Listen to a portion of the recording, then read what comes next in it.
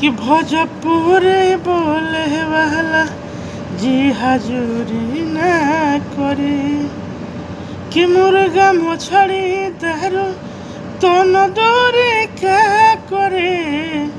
कि मुर्गा मछली पूरी दोनों दौरे क्या करे